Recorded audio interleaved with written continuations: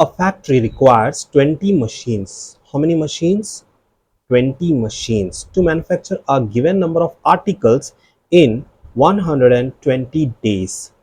So they need to, that machines, 20 machines, they are producing the articles in 120 days. Okay, so how many machines will be required to manufacture the same number of articles in 100 days? That means they want to increase the number of machines. Okay, so what we have learned in our class, that if one quantity increases, then the other is decreases.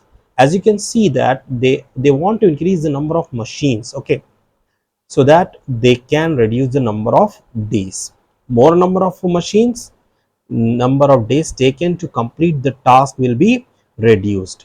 So if one quantity increases, then the other is decreases. So which type of variation is that? That is inverse variation. So for that, let us write down in solution. So I always used to tell you that you need to draw a box, or you can say first write down given. So what they have given, they have given the two quantities. Okay, so let us write down these two quantities in the box. So first quantity is machines, and the second one is number of days, or you can just write days. Okay, so first one is 20 machines. For 20 machines, how many days? 120.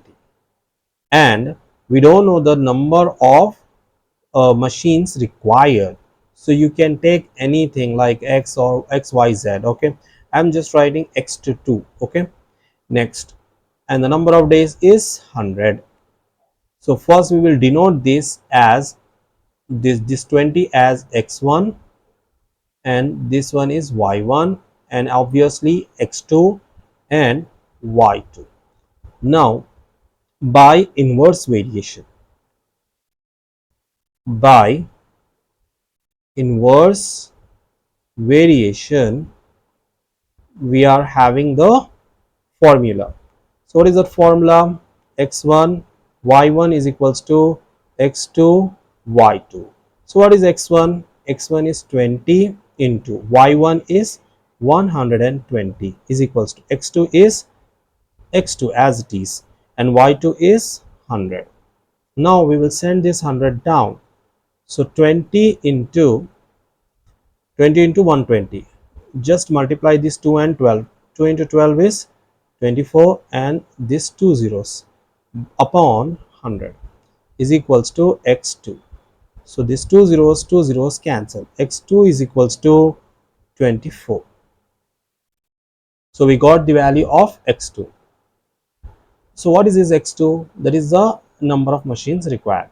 So we can write, therefore number of machines required is 24.